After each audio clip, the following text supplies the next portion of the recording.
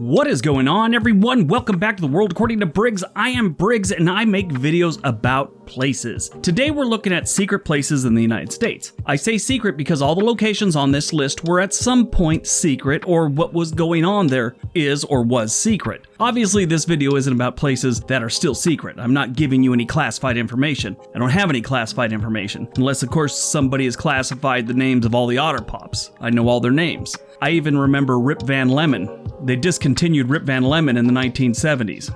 Anyway, if you're looking for conspiracy stuff, there are thousands of conspiracy websites that'll tell you all these secret places that are fake, and you can look at those. And there's also a few with information about Rip Van Lemon too, so if you want to look at those, they're there for you. So what is your favorite otter pop or secret weapons facility? Let me know in the comment section below. If you think the government doesn't have secret installations, this video should be an eye-opener for you. All countries do it, it's really necessary. So let's take a look at the secret government facilities in the United States.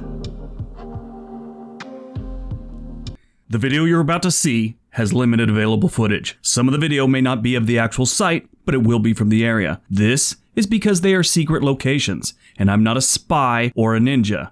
I mean, I'd be a really bad spy. It'd be really hard. I'm 5'9" and weigh 229 pounds. That doesn't make for a good ninja. And now, the video. Number 10. HAARP.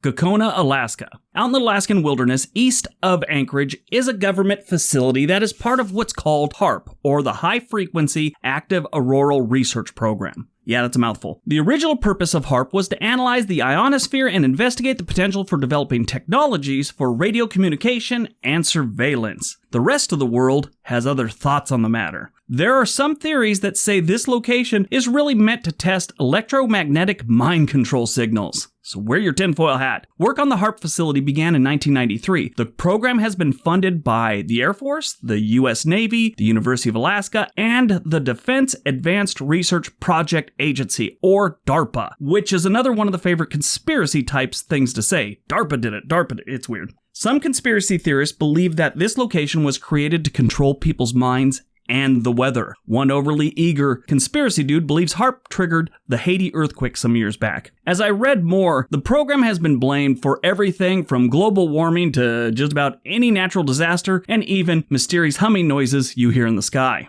You name the natural phenomenon, and someone wants to change the Wikipedia page to include this small facility in the Alaskan outback. For example, the 2011 earthquake and tsunami in Japan? Yeah, it was HAARP, according to most of these websites. The Moore, Oklahoma tornado in 2013? HAARP. Hootie and the Blowfish second album? HAARP.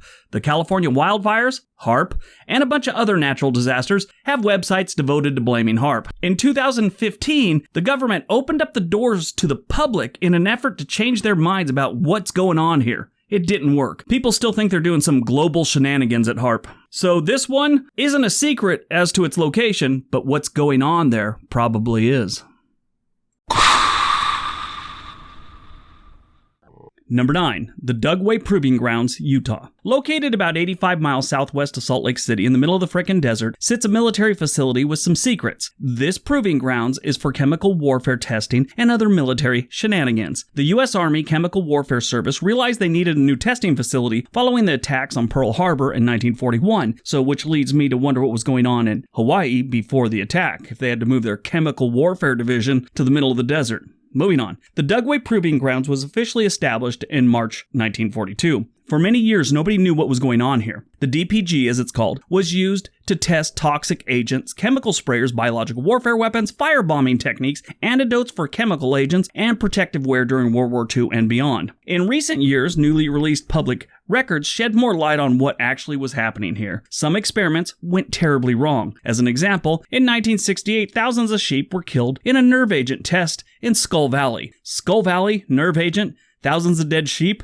That sounds like a really great movie. It is also said that there were special experiments done on soldiers, some of which the military did not admit to for years. There's records of live anthrax being shipped throughout the US in 2015. That always looks good. The conspiracy people believe following all the public attention drawn to Area 51 in the early 1990s, UFOologists, that's what they call themselves, UFOologists, have suggested that whatever covert operations may have been underway at Area 51, if any, have subsequently been transferred to DPG. So now that we know it's probably going on there, shouldn't they move it again? Definitely a secret facility. Maybe not its location, but definitely what goes on there and what has gone on there.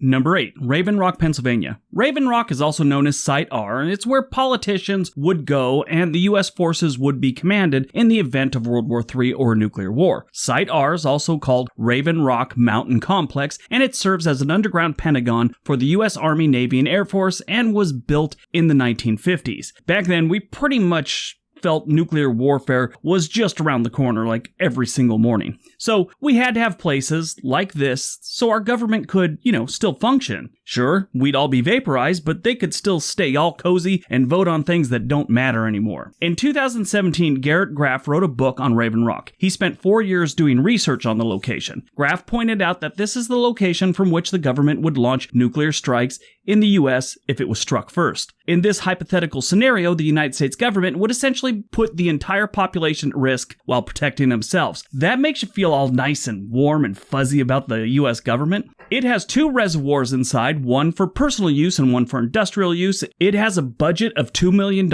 annually and is staffed 24/7 with all types of service, including a chapel, fitness center, medical facilities, a snack bar, fire department. The list goes on. All the comforts of home. No word on if they have the Hootie and the Blowfish second album. It can hold up to 3,000 government officials, but does not include their families, so their families are out of luck. On September 11th, 2001, Raven Rock saw its first official use for its intended purpose when the Pentagon was hit by a plane. High-ranking officials from the Department of Defense had to be evacuated, and this is where they went. For many years since the 1950s, nobody knew what this place was all about. It wasn't until like the 90s when people really started, kind of learning about this place and other places like it. I should say en masse. I'm sure people in the area knew about it, but not many more.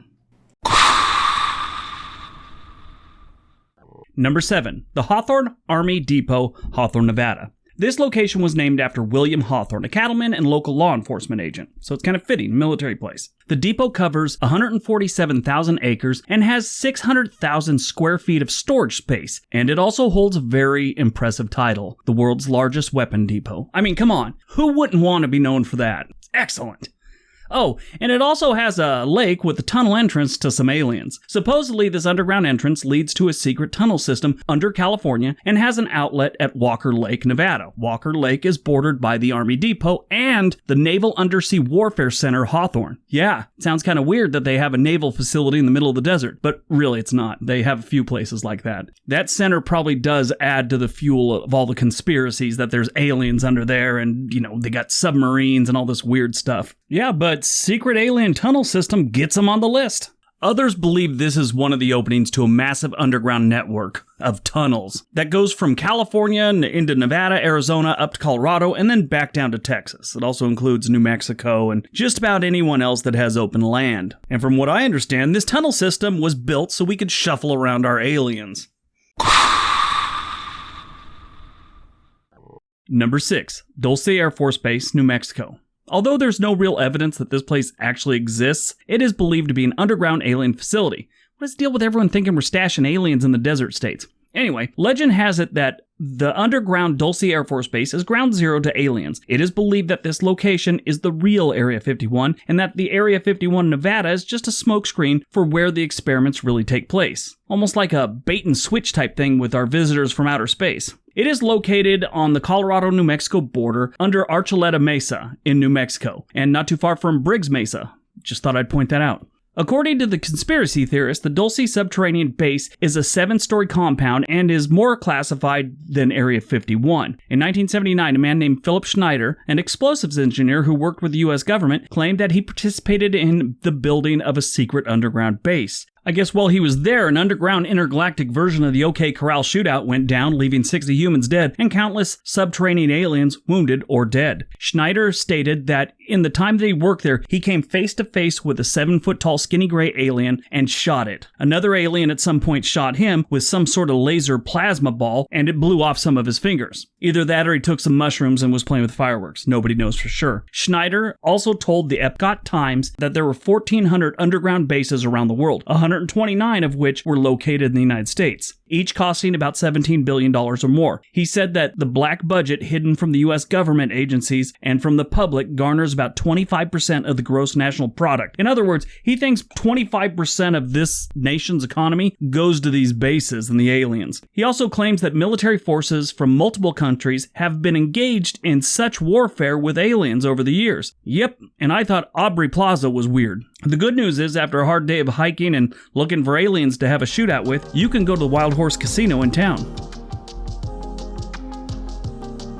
Alright, so that is part 1 of this video. I hope you guys enjoyed it, and I hope you're, excited for part 2. This one, I did a lot of research for, and I got way too much information, and it wouldn't fit into one of our 10 to 12 minute videos. This one's gonna be more like 22, so I thought I'd make 2 parts of this one. Second part should be coming out tomorrow or the next day, and if it's after that, you'll probably see a link at the end of the video that should be popping up any second.